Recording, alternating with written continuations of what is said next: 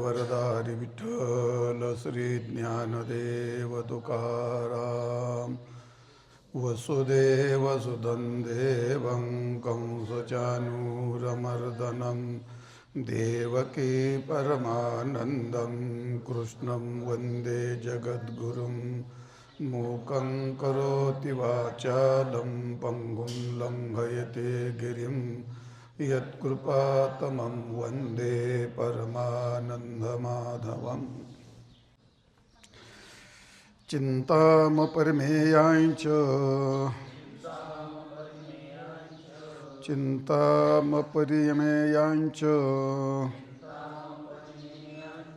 प्रलयान्तामुपाश्रिताः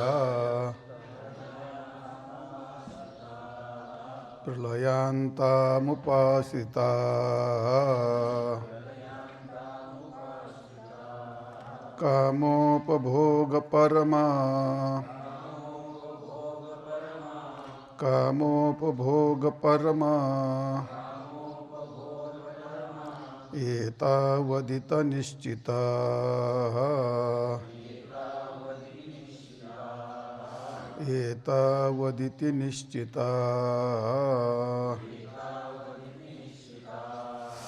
चिन्तामपरिमेयाञ्च प्रलयान्तामुपाश्रिता कामोपभोगपरमा एतावदिति निश्चिता.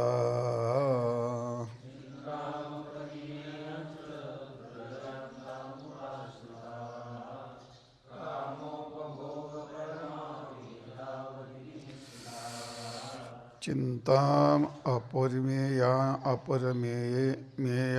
च प्रलयान्ताम् उपाश्रिताः काम उपभोगपरमा एतावत इति निश्चिताः असे पद आहेत. आणि अन्वय प्रलयांताम आणि अपरिमेयांच चिंताम उपाश्रितः काम उपभोग परमा एतावत इति निश्चितः असा अन्वय आहे. अन्वय काय फार नाही. अर्थ असा आहे, चिंता म्हणजे प्रलयापर्यंत, प्रलयांताम याचा अर्थ प्रलयापर्यंत टिकून राहणारी अशी अपरिमित असंख्य अशी चिंता. त्या चिंतेचा आश्रय घेऊन काम उपभोग परमा म्हणजे विषय भोगण्याकरताच तत्पर असणारे, विषय भोग हे जीवन समजणारे असे इतकेच सुख आहे असं निश्चित समजून जीवन जगणारे. थोडक्यात म्हणजे चिंतेचा विषय घेऊन त्या चिंतेला विशेषण दिले. दोन प्रकारचे विशेषण दिले चिंतेला, प्रलयांताम आणि अपरिमेयान. तर प्रलयांता म्हणजे शेवटपर्यंत याचा अर्थ सृष्टीच्या शेवटपर्यंत नाही घ्यायचं. सृष्टीच्या शेवटपर्यंत कोण जगणार आहे? त्याच्या शेवटच्या श्वासापर्यंत त्याला म्हणतात प्रलयांताम. आणि अपरिमेयाम याचा अर्थ त्याची काही संख्या सांगता येत नाही. अपरिमित थोडक्यामध्ये त्या चिंतेचे विषय, चिंतेपासून होणारे सुख आणि दुःख हे असंख्य आहेत. अशी जी चिंता आहे तिचाच आश्रय घेतला आणि तिचा आश्रय घेऊन जीवनामध्ये विषय भोगणं एवढंच आहे जीवन. म्हणून त्यालाच केंद्रबिंदू समजून त्याचा आश्रय घेऊन जीवन जगणारे एवढं सुख आहे असं निश्चित समजणारे. असं या ठिकाणी हे आसुरी संपत्ती लोकाचं वर्णन झालेलं आहे. काल आपण ते पाहिलेलंच आहे. तर चिंता नेमकं काय असते? चिंता म्हणजे एक वृत्तीतलं चिंतन असतं, ते एक मनातला विकार असतो. चिंतेचं वेगळं रूप असतं, अशातला काय भाग नाही. थोडक्यात चिंता म्हणजे त्याला आपण त्याचं नाव स्मृती पण म्हणता येतं किंवा त्याला स्मरण असं म्हणतो किंवा आपल्या साध्या भाषेत त्याला काय म्हणतो आपण, त्याचं ध्यान झालं मला, त्याची आठवण झाली, त्याला म्हणतो कल्पना म्हणा, वासना म्हणा किंवा भोग याचना म्हणा. असे त्याला अनेक प्रकारचे रूप काय येतात. ते जसे जसे विषय बदलतात तसे तसे त्या चिंतेचे रूप नाव बदलत असतात. तो विषय मात्र विषय भिन्न असतो, पण विषय चिंतेचाच राहत असतो, असं आहे. तर अशी जी चिंता असते ती मनाचा एक विशेष प्रकारचा विकार म्हणजे काय त्याला. आणि चिंता आणि चिता त्याच्यामध्ये चिंता समख्यातम बिंदू मात्रेन विशेषतः सजीवम दहते चिंता आणि निर्जीवम दहते चिता.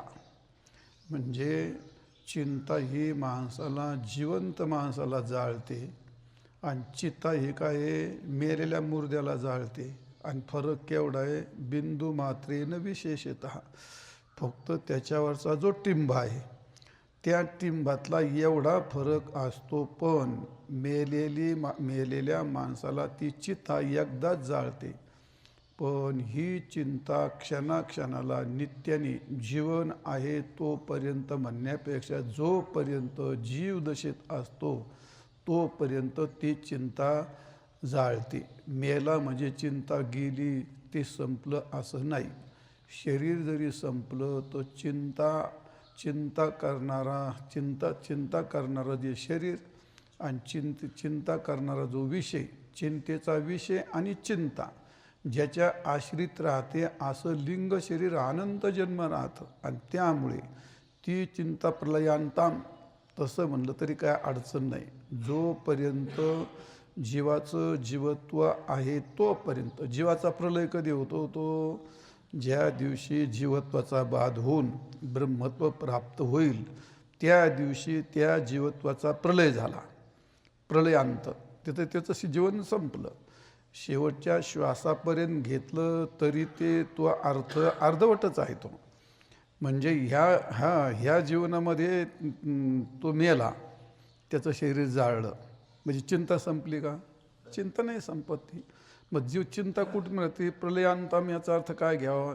प्रलयांतम याचा अर्थ शेवटचा श्वास घेण्यापेक्षा ग्रंथकारांनी केलं शेवटच्या श्वासापर्यंत.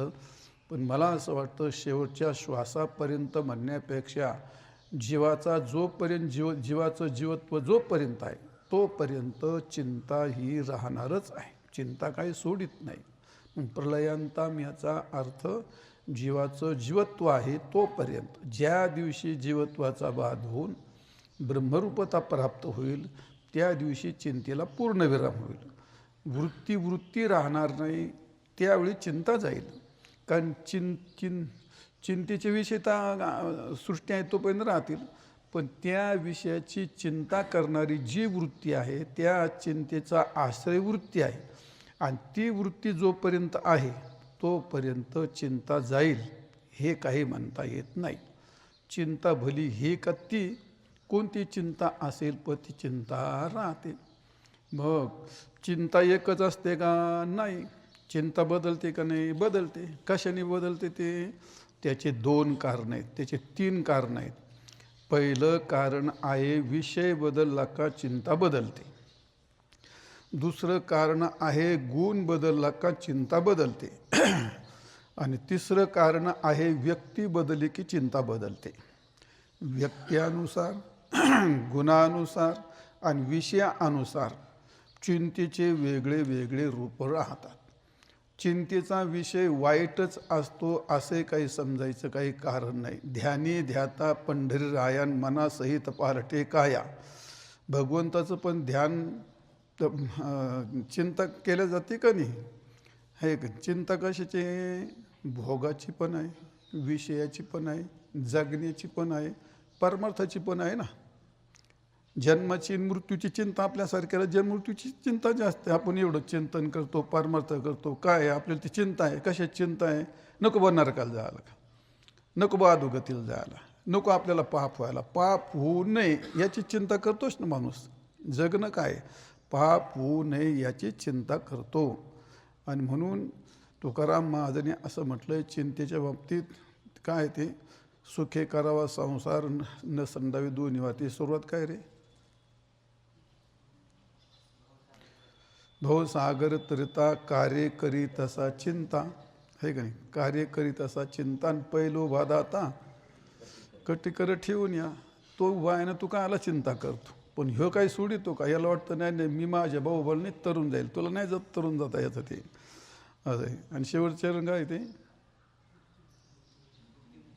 भुक्तिमुक्तीची चिंता, दयनीय नाही दारिद्र्यता. तू का म्हणे आता तो सगळं पाहतोय ना. हा, पांडुरंग जर तुम्हाला प्रसन्न झाला तर तुमची काय चिंता राहणार नाही. पण ते तसं सोडित नाही ना जीव, तसं जीव सोडत नाही. त्याचं कारण असं आहे, ती चिंतावृत्तीत अशी निगडीत झाली असते. तिथे काय माणसाला नाथ महाराज म्हणतात, आवडीने भावी हरिनाम घेशी आणि तुझी चिंता त्याशी सर्व आहे. माणसं भगवंतावरती विश्वास ठेवतात, याच्यावर माझा विश्वासच नाही. संतावरती विश्वास ठेवतात, याच्यावर पण माझा विश्वास नाही. आणि कोणाचा विषय सांगतो, आपणच संताला मानतो असं मला काही वाटत नाही. तुम्हाला काय वाटत असेल ते वाटत असेल. समाज हा कोणत्या संप्रदायालाही खात नाही, कोणत्या धर्मालाही खात नाही. म्हणजे कोणत्या धर्मालाही मानित नाही, कोणत्या देवतेलाही मानित नाही आणि कोणत्या संतालाही मानित नाही. आणि मानणं याचा अर्थ काय आहे? मी माझ्या पतीला लय मानते आणि रात्री उळकटी घेऊन दुसऱ्याच्या घरात झोपायला जाते, त्याला काय मानणं म्हणतात का? त्याला नाही मानणं म्हणत ना. यथोचित परिपूर्ण कधी चूक न होऊन त्याच्याजवळ राहणं, मग ती पतीला मानते. आपण काय काय मानतो संताचं? काही नाही मानित, जेवढं सूट होतं तेवढं मानतो. म्हणून समाज कोणत्या कायद्यालाही खात नाही, कोणत्या धर्मालाही खात नाही, कोणत्या संतालाही काही विचारित नाही. समाज हा एक मोठ्या महान नदीच्या प्रवाहासारखा असतो, त्याला जे सूट होतं तेवढं तो स्वीकारतो. आता आपण संप्रदायाला मानतो, सगळं जग मानतं काय? आपण पांडुरंगाला सगळं जग मानतं का? समाज कुठं मानतो? आणि तुम्ही मानता म्हणजे किती मानता? जेवढं संतांनी सांगितलं असं काय, पाहून या झाडे ओरडून या पाला आणि खाऊन विठ्ठला आळवा. जमत आहे काही? अखंड खंडेना जीवन रामकृष्ण जमत आहे का? अखंड किती मानतो आपण? तुकारामामध्ये फलकट तो संसारण येते सारभग, सगळं धनदारा पुत्रजन बंधू सोयरे पिशून सर्व मिथ्य हे जाणून. किती स्वीकारलं आपण? काय स्वीकारतो आपण? आणि आपण संतांना मानतोय काय? जेवढं जमतं तेवढं मानतो, एवढं त्यातला अर्थ घ्यायचा. समाज कोणत्या धर्माला मानतो? कोणत्या धर्माला नाही मानित. त्याला जे सूट होते त्या धर्माला मानतो तो. मग कोणता मुस्लिम तरी समाज आहे, ख्रिश्चन तरी समाज आहे. कामापुरतं त्याला झेपतं तेवढं, त्याचं मस्त काम एवढं आहे. पण त्याला झेपतं कुठं? ते आपल्याला मस्त असं मुक्त व्हायचं आहे, पण झेपतं कुठं तुम्हाला? ते नाही झेपत ना ते आपल्याला. आणि म्हणून तलाव केवढाही जरी मोठा असला तर त्याला जेवढी ताण आहे तेवढंच पितो तो. कोणताही कायदा मी मागं पण तुम्हाला सांगितलं होतं, व्याकरण झालं म्हणून समाज बोलायला लागला असं अजिबात नाही. रस्ते झाले म्हणून समाज रस्त्यावर चालायला लागला असं अजिबात नाही. कायदे झाले म्हणून कायद्याने समाज वागायला लागला असं अजिबात नाही. समाज ज्या दिशेने जात होता त्या दिशेने रस्ते झाले आणि समाज जसं बोलायला लागला तसं त्याच्यावर व्याकरण तयार झालं आणि समाज जसा वागायला लागला तसे कायदे तयार झाले. समाजाला जे सूट होतं ते संतांनी सांगितलं, संतांनी हात टेकले. वाजतसे बोंब कोणी नायकते कानीन हरी हरीन म्हणता तया थोर झाली हानी. संतांनी हात टेकलेत आणि हे आजकाल माकोजी उठलीत सगळी. कीर्तनकारणी याव करो, कीर्तनकारणी त्याव करो, कीर्तनकारणी हे चुकलं, कीर्तनकारणी ते चुकलं. आता हे कोण लागलेत माकोजी सांगायला? कीर्तनकार काय तुमचं ऐकणार आहेत का? कीर्तनकार काय तुमच्या बापाचे बसेल आहेत? आणि सगळेच बरोबर आहेत, कोर्ट सगळं बरोबर, वकील सगळे बरोबर, राजकारणी 100 काय म्हणू 12 14 बलात्कार करून त्यांना जामिनी दिल्यात, हे सगळं खरं आहे, बरोबर आहे. आणि 100 रुपयाचा आरोप लागला आणि त्याला 40 वर्ष कोर्टात जेलमध्ये ठेवलं आणि त्याला निर्दोष म्हणून सोडून दिलं. त्याच्यावर नाही काही कोणी बोलत, ते काय कोण नाही चुकलं, ते काय नाही कोणी चुकलं. काय कीर्तनकाराने चुकलं असेल काय कोणाचं ते, पण काय ते आता नुसतं धुबाखळ दुसरा कशाचाच नाही. जे तो ज्याला काय अक्कल आहे ते बोलतो आणि ज्याला काहीच नाही तेही बोलत आहे. कीर्तनकारणी हे कीर्तनकारणी त्यांनी असं कारण ते काल एक बादराने सांगितलं, करदोऱ्याची दोरी लंगोटी नामा कीर्तन करी. मग त्यांनी तर दाव्याची दोरी कमरेला बांधली आणि लंगोटी नेसली आणि ते कीर्तन करतो नामदेव रे. आता कोणत्या युगात बोलतो आणि तो कुठं बोलतो. शिवाजी महाराज ढाल तलवार घेऊन युद्ध केलं, आज तर त्या सीमेवरती ढालन तलवार घेऊन राहिले तर जगून देतील का भारताला लोक. आता युग कोणता आलं, प्रसंग कोणता आला, आता जाऊ दे. तर मुद्दा असा आहे, समाज हा कोणाला स्वीकारित नाही. समाज हा आता हेल्मेट घातलंच पाहिजे, कायदा आणला, हेल्मेट आणले, फार लोक हे केलं, दिलं समाजानं जुगारून दिलं, थोकून जा तिकडं त्याच्या आयला. तिकडं शेअर तर रस्त्यावर चालतं. इथं आता इथं खेडेगावामध्ये सगळ्या गाड्या दामटीत, कोण एक डोक्यात कोण हेल्मेट. समाजाला नाही सूट झालं ते. तिथं जे तुमच्या हातात आहे तेवढं तुम्ही वापरलं, ते समाज सगळं स्वीकारतो, अशातला काय भाग नाही. चल जाऊ द्या, कशा करता सांगितलं हे गेलो विसरून मी ते. चिंता. आपण चिंता करतो. कशाची चिंता करतो आपली तर कर, पण एक मोठा रोग आहे. कोणती व्यक्ती स्वतःची चिंता करण्यापेक्षा जो तो उठवतो दुसऱ्याची चिंता करतो आणि दुसऱ्याची जास्त बोलतो. हे मी टी व्हीवरती ऐकतो त्या चर्चा. तो जे प्रत्येक पक्षावाले ना त्याला काहीच माहीत नसतं. तो दुसऱ्या पक्षाचं इतकं उचकुचकू काढतो, बोटं घालू घालू काढतो, त्यांचं हे झालं, त्यांचं ते झालं, त्यांचं ते झालं. अरे पण तुझ्या पक्षात सांग ना काय ठिकाणात आलाय तो. आहे का नाही परिस्थिती. हे सगळे टी व्हीवाले, हे पत्रकार सगळे, हे कोणा सांगत, हे सगळे जगाचं. आणि जवळजवळ 80% बातम्या खोट्याच असतात, त्यात सगळं थोतांड असतं ते. पण तिथं याचा अर्थ प्रत्येक उठतून दुसऱ्याची चिंता करतो, स्वतःची चिंता कोणीही करीत नाही.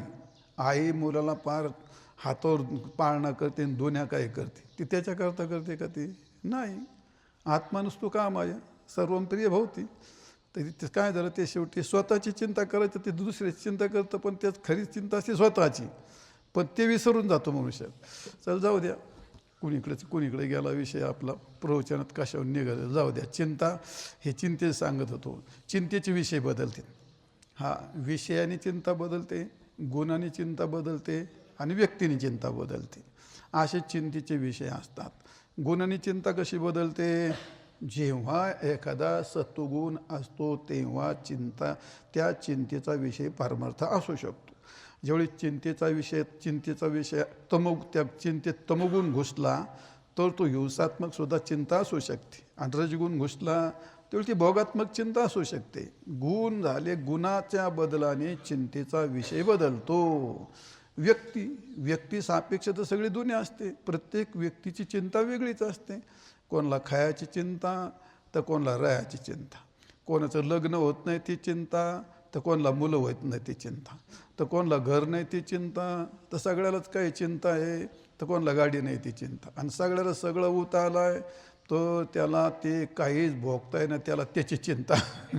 गाडीत बसावं तर खाली ढोंगाला बेंड झाले, काही खावं तर साखर झाली, काही कालून खावं तर त्याला ब्लड प्रेशर झाला आहे, मीठ खायचं नाही, साखर खायचं नाही, बूट घालावं तर पाय वाकडा झाला. चिंतेचं जाळं हे प्रत्येकाला, ज्याला नाही त्याला त्याची चिंता, ज्याला आहे त्याला भोगायची चिंता.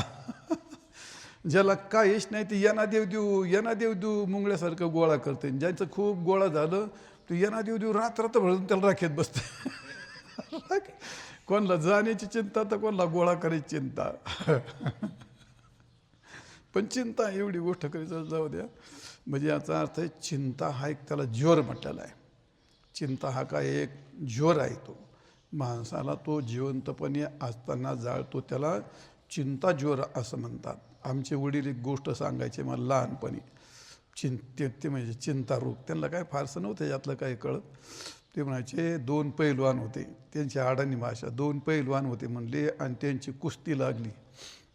आणि कुस्ती लागली तर मग आता ते गावातला एक पाटील होता मोठा, ते म्हणे हो दादा काही करा पण मला हे कुस्ती जिंकायची म्हणले. तर ते म्हणे तू आपल्या मंदिरात एक साधू आहे त्याच्याकडे जाय म्हणले तो. मग ते गेला त्याच्याकडं. ते म्हणे मला ती कुस्ती जिंकायची म्हणले. असं का बरं मी चालेल मी तुझी कुस्ती जिंकून देतो. काय करतात काय नाही तू कर तू तुझं काम कर म्हणले मी माझं काम करतो. आणि त्याच्या विरोधी पैलवानाला सांगितलं तुला कुस्ती जिंकायची म्हणलं हां मी ते जिंकणारच म्हणलं. आता एवढा मोठा येणार मी म्हणला 10 गावात मान आहे तो मी घेणार म्हणला. सोन्याची गदा मिळणार आहे. बरं चालेल म्हणले तू फक्त एक कर म्हणले काय नाही रोज संध्याकाळी मारुतीला दिवा लावायचा मारुतीच्या मंदिरात तुझा 100% विजय होईल. तेव्हा नक्की होईल म्हणे. फक्त 6चा काटा इकडं तिकडं झाला नाही पाहिजे. ते आता वर्षभर होतं पुढे करून जे 6चे त्याच्या डोक्यात त्या 6चा डोक्यात ठेवून जा त्याला जो चिंता रोग लागला ना ते अख्खे वाळून गेलं आणि पडलं ते खाली. काय नाही फक्त दिवा लावायचा होता. इतकी बारीक गोष्ट असली तर चिंता रोग ज्वर तयार होतो ना तो चिंतेचा रोग तयार होतो ना तो. म्हणून असे ते चिंतेची गोष्ट असे चल जाऊ द्या ते चिंतेचं कवर सांगत बसता. अशी जी चिंता असते त्याला काय म्हणतात प्रलयांता म्हणजे शेवटपर्यंत. शेवट याचा अर्थ श्वासापर्यंत घ्या. प्रलयापर्यंत घेतला तरी जीव प्रलयापर्यंत राहू शकतो. आणि त्याच्या पुढचं प्रलय म्हणजे जोपर्यंत जीवत्व आहे तोपर्यंत प्रलयांताम अशी चिंता. आणि त्या चिंता किती तर ज्याची संख्या सांगता येत नाही अशी एवढी असंख्य असणाऱ्या चिंता. म्हणजे थोडक्यात चिंतेची व्यापकता सांगितली आणि चिंतेचं दीर्घकालत्व सांगितलं शेवटपर्यंत सांगितलं. आणि चिंता असंख्य याच्यात काय सांगितलं व्यापकत्व सांगितलं चिंतेचं.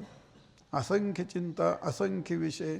आणि प्रलयांताम याचा अर्थ त्या चिंतेचं दीर्घकाल म्हणजे याचा अर्थ जीव आहे तोपर्यंत प्रलयांता शेवटपर्यंत.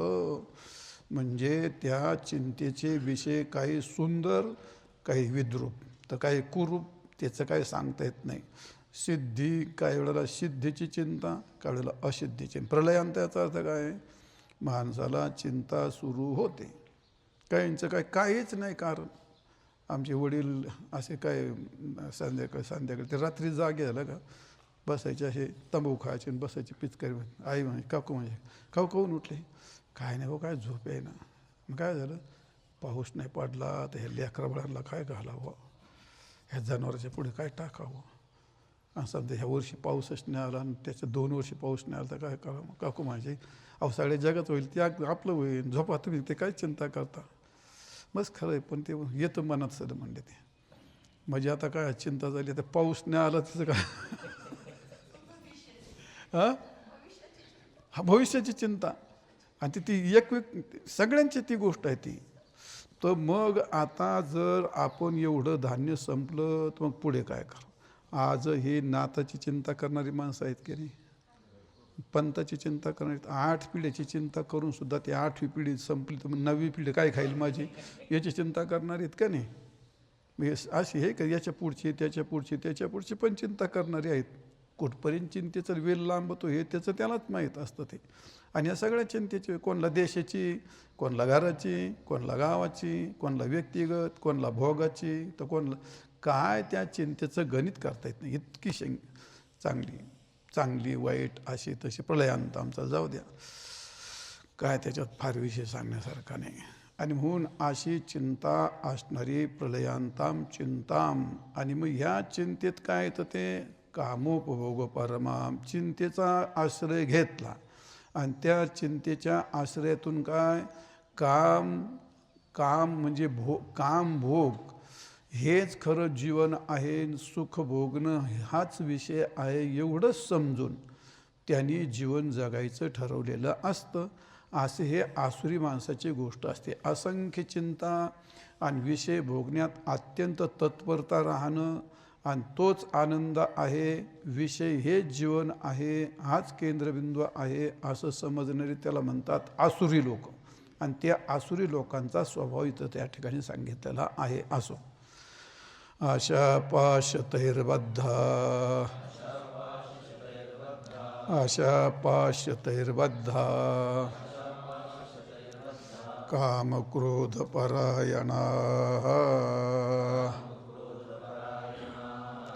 कामक्रोधपरायणाः यहन्ते कामभोगार्थ यहन्ते कामभोगार्थ मन्यायेनार्थसंचयान् मन्यायेनार्थसंचयान् आशापाशशतैर्बद्धा कामक्रोधपरायणाः यहन्ते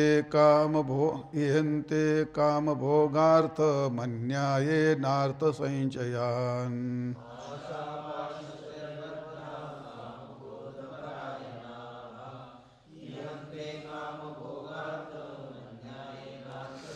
आशापाशशतैः बद्धा कामक्रोधपरायणाः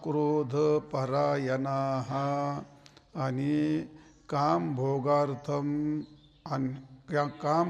भोगार्थम अन्यायेन अर्थसंचयान काय अन्वयकारी सुद्धा गरज नाही. यहन्ते याच करता तो करत राहतो. म्हणजे थोडक्यामध्ये आशा पाश शतैही मागं सांगितली चिंता आणि इथे सांगायची आशा. तर त्या आशेचा पाश आणि आशेचा पाश किती आहे तो त्याला दिलं मग भगवंतानी ठोकून सांगून शतैही केले बहुवचन त्याचं. शेकडो आशा, त्या आशेला काही माप नाही. तर आशे शतैही म्हणजे आशेच्या शेकडो विषय असणारे आशे. सर्व सुखाची आशा जन्म गेला, क्षण एक मुक्ती यत्न नाही केला. हिंडता दिशा क्षीण पावला, माया वेष्टीला जीव माझा, माझे स्वहितने नती कोणी. सर्व सुखाच्या आशा जन्म गेला, पण सुख त्याला कधी मिळालं नाही. ज्या दिवशी सुख मिळेल त्या दिवशी आशा संपेल, त्या दिवशी जीवाचा वास झाला असेल. जीवत्व आहे तोपर्यंत सुखाची त्याची भेट होऊ शकत नाही. ते सुख नसतं, ते सुखाचा भास असतो. ते सुख नसतं, ते सुखाचा भास असतो. एक ते शेतामध्ये गवत आहे, त्याला दुधनी म्हणतात, पांढऱ्या फुलाचं. नानीला माहीत असणार ती.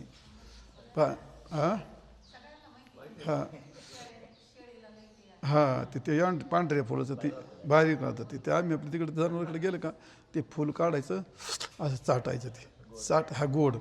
पण ते गोड लागायचं म्हणजे कुठं जिबीच्या शेटीच्या पाठीमागे काय नसतं त्याचं. ते असं एवढं केलं तेवढंच गोड का धीर टाक होती का दुसरं घ्यायचं का चाटायचं. एवढे 100 फुलं चाटली ती इथपर्यंत पण येत नव्हतं ते. मग आता ती गोडी एका गोडीचा भास आहे नुसता तो. असे ती गोष्ट आहे ती. तर त्यामध्ये सुख नसतं, सुखाचा भास असतो तो. म्हणजे आशे एक नाही आशेचे विषय आशा पाश तैर्बद्धा आशया ये दासा ते दासा संती लोका. हा आशा येशान दासी तेशान दास येते लोका. म्हणजे आशा अशी त्याला काय म्हणता आशा काय म्हणलं मी आता. आशया ये दासा ते दासा संती सर्व लोक. आशा जो आशेचा दास झाला तो सर्व लोकांचा दास होतो. आणि आशा ज्याची दासी झाली त्याचे सर्व लोक दास्यत्व करतात. एवढाच फरक आहे. आशेचे बांधरीन तुका म्हणे वाया गेले. आशाबद्ध जन काय जाणे नारायण. आशाबद्ध वक्ता आणि धाक श्रोता याच्या चित्त. आता तो आशा घेऊनच जर आला नाही काय म्हणलं तर जाता जाता एक मुगाडक होईना पण घेऊन जायचं. नाही जमलं तर पायली भर गहू होईना पण घेऊन जायचं. आमच्याकडे एक नांदेडचे महाराज आले ते केशव भगनुरे. आता चांगले मोठे कीर्तनकार होते. आता मी नेलं त्यांना हौशेने त्या कुकडवेड्याला. मी ते सप्ताह करीत होतो त्या कालामध्ये. अरे बोत आलं त्यांचे ते महाराजगिरीचे थाटते. ब्राह्मण समाजात राहिलेला माणूस तो. मला दूध करून द्या, त्यात खडी साखर टाका. ते साखर नका. तिने जेव्हा माणसाला बेजार केलं झालं. सकाळची म्हणला आता जातो म्हणला ते. तर मग ते थोडीशी चांगली गहू असले द्या म्हणला मला. ते धेले गहू. ती मेथीची जुडी द्या म्हणलं एक. ते भोपळं द्या म्हणलं एक. त्याला बोलतो एवढं गठूड झालं. आलं म्हणलं कीर्तन नांदेड कुठं राहिलं, ह्यो आलाय कुठं, हे कीर्तनाला एका जोशासारखं गोळा करून घ्यायला झाला आलाय तो. आता पुढच्या वेळी जर बोलायचं म्हणलं लोकांनी महाराज त्यांना का बोलू आशाबद्ध वक्तान का धाक श्रोत्याच्या चित्ता आली हो काय मागेल ते वास्कराची गोष्ट आहे ते जवळ नको पण कोणतरी महाराजची गोष्ट आहे की ते महाराजची गोष्ट अशी येते तिकडे ते कोल्हापूरला कार्यक्रम गेले तिथं ते आता ते फडकरीची गोष्ट अवघड राहते ती मग त्या काळात ते म्हणले का रे म्हैसले दूध आहे हा चांगली दूध आहे तेवढी म्हैस आपली ती आणून ती तिकडं वाड्यात बांध म्हणते ती म्हशी आम्हाला दुधाच्या अडचणी आता त्याला धड नाही मानता येणार माणसं बिनसं नेली म्हैस ती तिकडं ती असं आशेने बांधलेली माणसं ते आता काय ते आशा उपजली भगवंताशी आणि नीच वामनत्व आले त्याशी मग आता आशानी कोणला सोडं आशा प्रेतापाशी नाथ महाराजांनी लय वर्णन केलं आहे आशा माणसाला काय करायला लावेल याचं काय आशा प्रेतापाशी नेते आशा प्रेताजवळ नेते आशा काय काय जे जे करायला लावते ते आशाच करायला लावते एवढं म्हणा म्हणजे झालं असं आहे आशा ही समूळ खणून काढावी आणि तेव्हाच गोसावी व्हावे त्यांनी तर त्यांनी परमार्थ करावं नाही ते आशा गोष्ट आहे ते आशेचा पास असतो तो आशेच्या पाशाने इतका बांधलेला असतो जीव त्याचं काही सांगता येत नाही का ते नाथ महाराजांनी रामायणामध्ये 7 प्रकारचे पाश सांगितलेले आहेत काळपाश कर्मपाश धर्मपाश ब्रह्मपाश ममतापाश म्हणजे ममतापाश आणि आशापाश आणि जन्मपाश असे 7 पाश आहेत असं येतं काळपाश आयुष्य घातो कर्मपाश अन ऐश्वर्यवंतो आणि धर्मपाश आश्रमगतो आणि वेदविधित आर्थो ब्रह्मपाश रामायणामध्ये म्हटलं आहे असं देह ममता तो मोहपाश आणि मुख्य नाव आशापाश आणि जन्मपाश असे 7 प्रकारचे पाश आहेत मग ते रामनामाच्या आवर्ती आणि सप्तपाशाची निवृत्ती स्वयगर्जिती मारुती असं रामायणात वर्ण आलेलं आहे तर अशा त्या सप्तपाशाच्या निवृत्तीकरता आपल्याकडे दुसरा कोणताही उपाय नाही जे जे उपाय केले ते अपाय ठरतात जे आशेच्या निवृत्तीकरता उपाय करायला जावेत तर ती आशा त्या उपायाची पण एक आशा तयार होऊन बसते ती आणि म्हणून भगवन नामाने त्या आशेची निवृत्ती होत असते तर काळपाश आयुष्य घातो कालपाश असा आहे पाहे केवढा पसरला असे चौडान करून या माझीवाडा आकार गजू संपूर्ण जगा काळ खाय सगळ्या जगाला काळ खातो कोणला सोडित नाही 9 भे मर गए 10 भे मर गए 88 33 कोटी देवता मरगन पडे काल की फाशी असा हा काळपाश असतो आणि कर्मपाश अनैश्वर्य गतो कर्माचा पास असा असतो चोरी कर शेती कर व्यापार कर महाराज होय कथा कर दुनिया काही कर पण तुझं कर्म असं आहे ते तेवढंच त्याला मिळतं चोरी जरी केली शेती जरी केली व्यापार जरी केला कुठे गेला तर त्याचं जे लुटकं आहे गाडगं आहे भांडं आहे तेवढं त्याच्यात पाणी बसतं असं आहे त्याला काय म्हणतात कर्मपाश आणि ऐश्वर्य गतो कर्माचा पाश असा आहे तुम्ही किती उड्या मारा ते काही त्या गाडग्याच्या पुढं बाहेर काय मात नाही ती गोष्ट आणि ती गोष्ट काही समाजाच्या लक्षात येत नाही हे करतो ते करतो सगळं गोळा करतो आणि गाडगं भरीत तेवढं भरलं का बाकीचं गेलं लोका करता गेलं खाली सांडून आणलं यशीतून आणि आणलं काशीतून आणि सांडलं यशीतून असं होतं लय अवघड गोष्ट आहे कर्मपाश आणि ऐश्वर्य गतो आणि धर्मपाश आश्रम गतो आता धर्माचे काय नुसताच भुंगा लावून घेतला आहे ब्राह्मणाने वेगळा क्षत्रियाने वेगळा वैश्याने वेगळा शूद्राचं वेगळं आणि मग तो धर्म आमचा धर्म असा आणि तुमचा धर्म तसा आता घरात आपला शेतकऱ्याचा काय धर्म आहे का हाय म्हणायचं आपलं ब्रह्मचार्याचा काय धर्म आहे का तो करायचा द्या ना करा पाठ विसरतायचे करीतोच पाठ बी पण तर नाडी तुटली का विसरते नाही नाही, ब्रह्मचारी धर्म घोकावे अक्षरे घोक मर तिच्या आईला कवर अडकलं त्या धर्मपाशामध्ये. आश्रमगतू म्हणजे एकदा का त्याने शिवमंगल सावधान म्हटला, नुसतं शिवमंगल सावधान गळ्यात हार घातला. ते हारही नव्हते पहिले, आता आलीत हारी. पहिले हारबीर काय नव्हते, तुमच्या लग्नात हारबीर नसन त्या काळात. आणि ते शिवमंगल सावधान अक्षता टाकल्या का झालं तेवढं मंगल. तेवढं एकदा झालं का भास असा पक्का गुततो त्याच्यामध्ये, मग त्याला तो तुटत नाही. तशीच गोष्ट आहे ती. मुलगी झाली ना, नाही ना आता बापाचं करतोय, ती मुलीचं लग्न केलंच पाहिजे. मग त्याच्याकरता काय काय यांना देतो. गंडाळ साहेब तुम्हाला नाही त्यातला अनुभव, मगर साहेबाला विचारा तुम्ही, तिच्याकरता काय काय करावं लागतं. आलं ते याला म्हणतात आश्रमगतो. गृहस्थाश्रमिताला त्याला ते करावंच लागतं. ब्रह्मचारी त्याला ते करावंच नाही. धर्मपाश त्याला बसतो ना, धर्मपाश आणि त्याला विळखा घातलेला असतो. ते तुटत नाही, तोडता येत नाही आणि तुटतही नाही. हा तोडायचा प्रयत्न करीत नाही. काय करतो तो पाश अजून आवळीतो, चांगला मजबूत ढिल्ला झाला का आवळून घेतो ते त्याच्या हाताने. ढिल्ला झाला का तो त्याच्या हाताने आवळून घेतो चांगला पाश. प्रत्येकजण तेच करतो, आपला धर्मपाश. असा धर्मपाश असतो. आणि ब्रह्मपाश कसा आहे तो वेदविदित अर्थ. मग जे ब्रह्म प्राप्त होण्याकरता आपण वेद विधी, रोज उठणे, स्नान करणे, वारी करणे, भजन करणे, पाठ करणे, हे करणे ते करणे, काय आहे ब्रह्मपाश. म्हणजे हा वेदाचा पाश आहे, याला विधीचा पाश म्हणतात.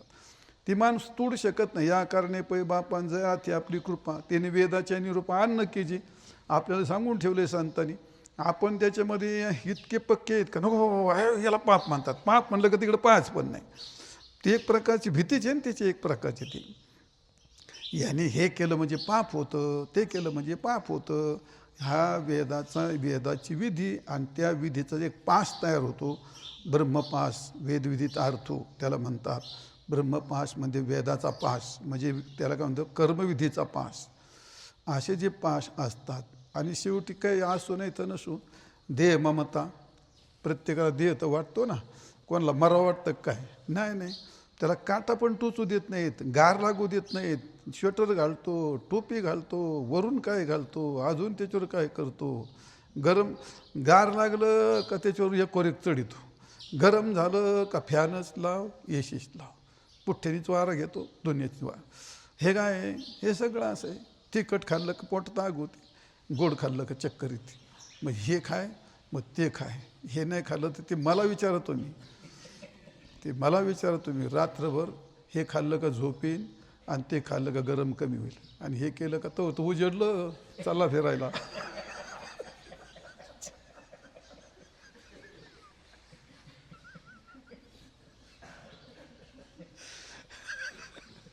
पाण्यात येईल बासा, झोप घेतो कायसा, जावे त्याच्या वंशात.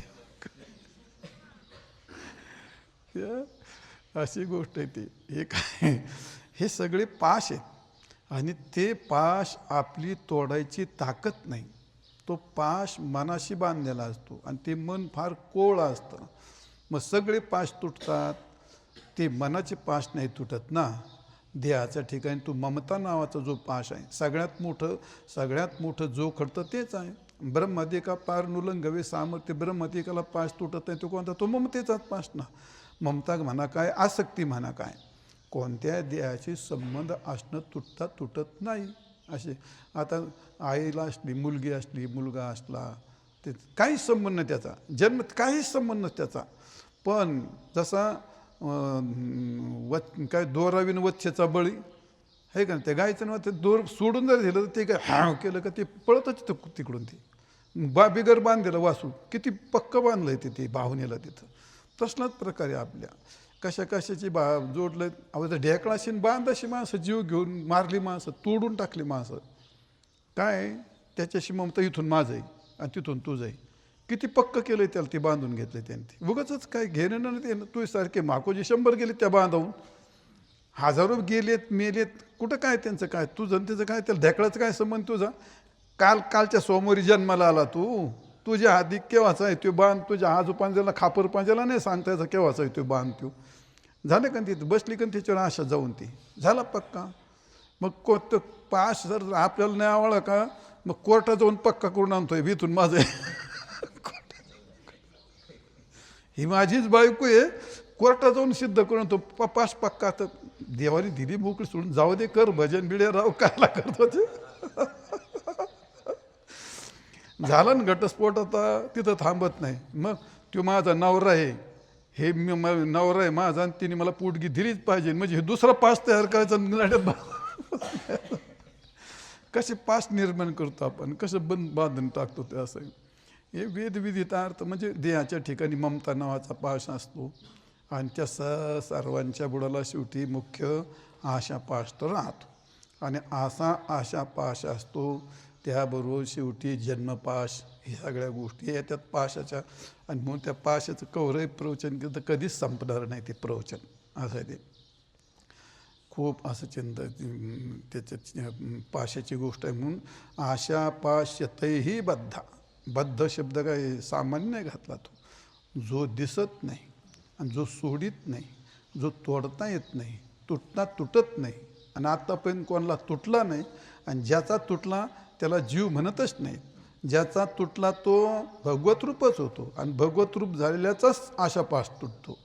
तोपर्यंत माझा आशेचा पाश तुटला असं कोणीही म्हणू शकत नाही. आणि म्हणून जो फासा दिसत नाही, आवडल्याशिवाय राहत नाही, आणि काय करायला लावल्याशिवाय, जे मारामारी होता त्याच्या बुडाला काय, जे खून करतात त्याच्या बुडाला आशात, जे बलात्कार करतात त्याला कुठली तरी आशात, जे चोरी करतात त्याच्या बुडाला कोणतरी आशात, जे चांगलं वागतात यांना देऊ, लोक मला काय म्हणतील, लोक मला काय म्हणतील. मग त्याच्याकरता इतक्या यांना देतो, जीव जाळू घेतो. काय माणसासमोर मुतायला पण बसाना त्याच्या आयला, ते लोक काय म्हणतील. म्हणजे ते त्याच्या पाठीमागे एक आशेचं असं त्यांनी एक जाळं तयार उभं केलं, लोक मला नाव ठेवतील. म्हणजे कोणाच्या पाठीमागं चांगल्या वागण्याचा फासा, तर कोणाच्या पाठीमागे वाईट वागूच नाही हा एक फासा तयार होऊन जातो तो. आणि जे वाईट वागायला भाग पाडते तिच्या पाठीमागे बुडाला हीच बिचारी आशा असते. एखाद्याचा खून का करायला होते, काहीतरी अपेक्षा आहे त्याला, होय का. जे घडतं त्याच्या पाठीमागे आशाच आहे. आणि म्हणून आशा ही काय, ती आशेची गोष्टच फार व्यापक आहे. बद्धा शब्दाचा अर्थ तो बांधलेला आहे, तो पक्का बांधलेला आहे. तो कधी बांधला हे कोणालाही सांगता येत नाही, आणि कधी सुटन याचाही काय अंदाज नाही कोणाला. आपल्याला आपलं चाललं ते जसं डोळे झाकून कावळे धरायचं काम चाललंय. संतोर विश्वासी, आपला भगवंतावर विश्वासी म्हणून आपलं वाचित राहायचं, करीत राहायचं. कधी मुक्काम येईल हे माहीत नाही. देव किती उंचीचा आणि रुंदीचा आहे हे माहीत नाही. ब्रह्म कसं आहे हे माहीत नाही. नुसतं चाललंय, संतांच्यावर विश्वास आहे आणि त्याच्यावर आपलं चाललंय म्हणजे चाललंय. मुक्त कधी होतो याचाही काय अंदाज नाही. पण चाललंय ते, संतांवर विश्वास आहे आणि म्हणून चाललंय. आता विश्वास तरी काय, विश्वासाचं त्याला तरी काय बेश आहे का, त्याला काय बेश आहे बरं, त्याला काय नाही बेश. आंधळाच का विश्वास. पहिले लोकांसमोर कसं सांगू आमचा आंधळा विश्वास आहे म्हणून. मग त्यातलं नेमकं काय आपल्याला अंदाज, तो आपल्याला अंदाज कशाचाच नाही. आपल्याला कशाचाच अंदाज नाही, ना देवाचा अंदाज नाही, ब्रह्माचा अंदाज नाही, ना संताच्या उंचीचा अंदाज नाही. बरं यातलंही सगळं कळतं, अशातला काही भाग नाही. बरं आपल्याला कळतं असा काय भाग नाही. आपलं किती चुकलंय सगळं हे पण आपल्याला काही कळत नाही. यातलं काहीच नाही कळत, एवढं पण नाही कळत आपल्याला. एक संतांनी मार्ग घातला आणि त्या मार्गावरती चालावं. नका जाऊ आड राणी, ऐशी गरजती पोरानी, मोडून या वाटा सूक्ष्म दुस्तरण, केला राज्यभार चाले आहेस. संत ज्या पुढे गेले त्यांचा शोधित मार्ग, ते मोठे संत गेले त्या मार्गाने चालावं. चालताना बरोबर चालावं, निश्चित मार्ग हा एवढं समजून चालावं. ज्या दिवशी मुक्काम येईल त्या दिवशी येईल. आणि आमचा सगळा पांडुरंगावर विश्वास आहे, तुला जोपर्यंत चालवायचं तोपर्यंत चालव. आणि ज्या दिवशी तुला पाहिजे ददान बुद्धी योगंतम, माझ्या विठोबाचा कायसा प्रेम भावना आपण देव होय गुरु, त्या दिवशी कधी उपदेश तो कधी मुक्त व्हायचं ते आपलं ठरविल. तो आपण ती सेवा करीत राहावं. जाऊ द्या. आशा पाश्यतेर्बद्धा, हा अशा शेकडो पाशाने जीव असा बद्ध झालेला असतो. हा काही दोष नाही. पण त्याच्या पुढची गोष्ट, एवढे आशाने बद्ध झाले असतानासुद्धा कामपरायण, क्रोधपरायण आणि लोभपरायण कामाचे उदंड दृष्टांत आहेत. कामाचा पाश, भगवान विष्णू कामाच्या पाशात सापडले, भगवान शिवशंकर कामाच्या पाशात सापडले, भगवान ब्रह्मदेव कामाच्या पाशात, इंद्रदेव, चंद्रदेव, कितीतरी ऋषी, कितीतरी मुनी हे कामाच्या पाशात सापडलेत असे उदाहरणं आहेत. आणि म्हणून मग फरक काय तो प्रसंगन तेवढाच काही. आणि हे आसुरी काय आहेत, यावत जीवन असे काम परायण आहेत ते, आणि क्रोध परायण आहेत. मग त्यांच्यातला ना आपल्यातला काय फरक आहे? तुम्हाला क्रोध येत नाही का? येतो. आपल्याला काम नाही का? आहे. मग आपला तर आसुरी सोबतल्या लोकांचं काय आहे, ते तत्परायण अखंड आहेत. आपल्याला प्रसंगी कोणाला तरी क्रोध येतो, आणि प्रसंगी केव्हा तरी काम असतो, आणि तो त्या क्षणाचा असतो, आणि तो निवृत्त होऊन जातो. पण आसुरी लोकांचा तो प्रकार नाही. काम परायण आणि क्रोध परायण आणि लोभ परायण. आणि परायण याचा अर्थ काय आहे? तत्परता. तत्परता तेच मुख्य समजून यावत जीवन तेच, त्याला म्हणतात परायण. काम परायण म्हणजे थोडक्यात त्यात काय म्हणतात, प्रावीण्य, त्यातली प्रवीणता, त्यातली अखंडता. किती अर्थ काढित निघते तसे काम क्रोध परायणा हा असे. आणि काम भोगार्थम, आणि मग त्या कामाच्या भोगाकरता एकदा क्रोध भडकला, जसा अग्नी भडकला, तर तो काय काय जाळील याचं कोणी काही सांगू शकत नाही. खांडववन जाळलं, आता जो भडकला तर समुद्र गिळंकृत करू शकतो अग्नी. वडवाळ नावाचा अग्नी समुद्रात आहे, म्हणून तर समुद्र ते पाणी हालतंय, नाही तर पाणी गठ्ठ होऊन जाईल दगडासारखं. वडवाळ नावाचा अग्नी आहे, त्यात उष्णता ठेवतो म्हणून पाणी पातळ आहे आणि ते हालतंय. ते असं आहे. वायूमध्ये अग्नी आहे का नाही? आपल्या शरीरामध्ये अग्नी आहे, वायूत नाही, आपल्या शरीरामध्ये अग्नी आहे. जलात अग्नी आहे म्हणून ते वाहतं, ह्या झाडात अग्नी आहे म्हणून ते वाढतं, आपल्यात अग्नी म्हणून आपण चालतो. मग असा जो अग्नी असतो, कशा सांगितलं त्या अग्नीचं ते? क्रोध काम म्हणा, क्रोध अग्नी म्हणा, हे सगळे याच्या तृप्ती करता. जेव्हा क्रोध अग्नी भडकतो, जेव्हा काम अग्नी भडकतो, लोभ अग्नी भडकतो, ह्या सगळ्या गोष्टी विधीने केल्या जातात का? पुढचा सगळ्या अविधीनेच केल्या जातात ना. मग त्याच्याकरता काम भोगार्थ, क्रोध भोगार्थ आणि लोभ भोगार्थ अन्याय आहे ना. मग यांची पूर्ती करण्याकरता विधीने कधी कोणी होऊ शकत नाही, अन्यायच करतो. आता हे सगळे शेतकरी शेती करतात, अन्याय करतात की नाही? अन्यायशिवाय होतच नाही.